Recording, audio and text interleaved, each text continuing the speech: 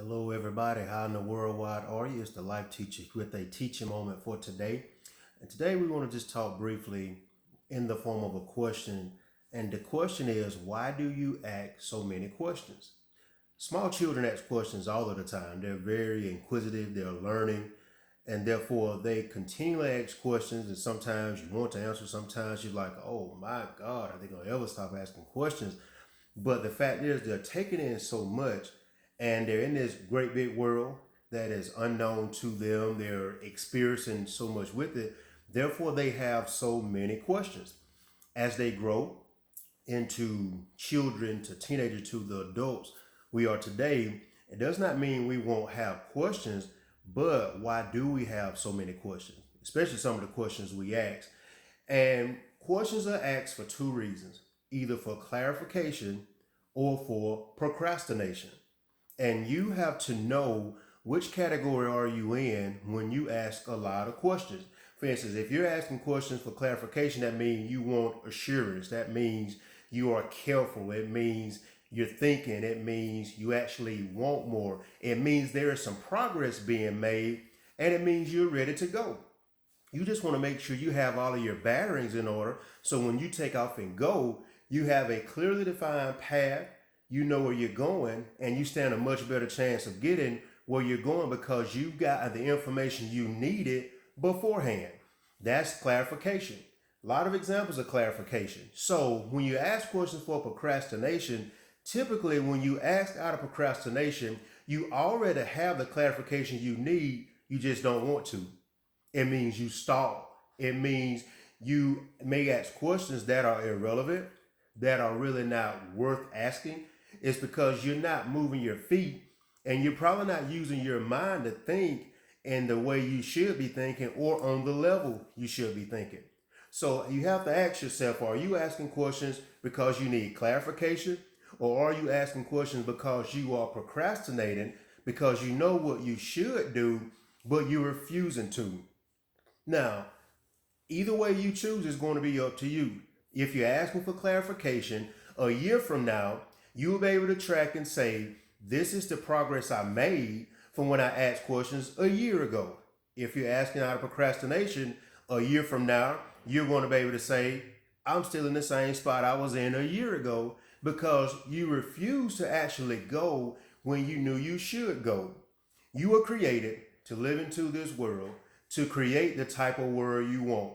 And when you're constantly asking why and the when, the what, and the how, a lot of times the way life is designed, you will not get those answers until you physically start moving, until you intellectually start moving, until you emotionally start moving, until you spiritually start moving. You will not get those answers because you get answers as you go along. Okay, let's go back to school.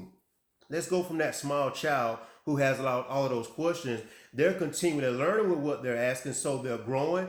Isn't it ironic? Small children can say stuff and you're wondering where did they get it from?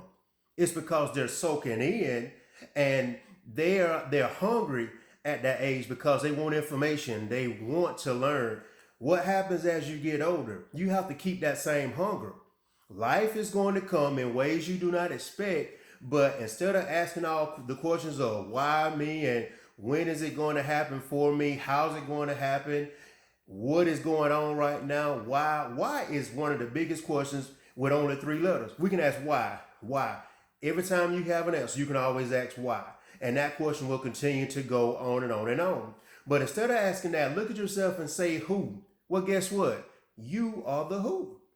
And so get to that place where you realize, you know what? Life may not be going the way I thought it would, but I have the power to create what I want in life. I have the power to clarify my life. I have the power to procrastinate in my life. And think about, you're coming into 2020. You think about last year and the year before that and the year before that. Where can you actually say you made some progress? With all the questions you've asked throughout the year, even thus far in the beginning of this year, with all the questions you've asked, have they been productive questions for you? Or have they been questions that's going to cause you to just regress and go backwards and stay stuck in the mud, spinning your wheels? I want to highly encourage and challenge you to ask yourself questions of clarification and not those of procrastination. There's a saying that procrastination brings forth death. It does, and what's sad about the death procrastination brings, it is a very slow and painful death. You get to experience yourself dying because you're not moving. Why do that to yourself? Why suffer more than what life is already going to bring? It's a fact life is going to bring challenges. It is a fact life is going to have days where you just do not want to, you do not feel like, and you just do not understand. But you go on in a way because you were created in this great big world to be a great big world yourself. You're not a small fish in a big pond. You are a big fish in a pond that can't even hold you. That's why you have big dreams.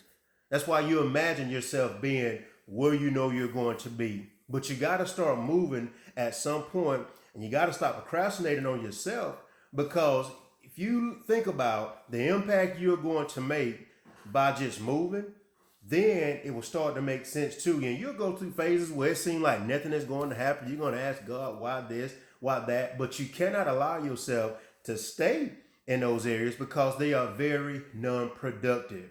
Make 2020 a productive year, to where when December comes by, it's almost as if it's went by so fast and you're trying to figure out what all did you do because you've done so much.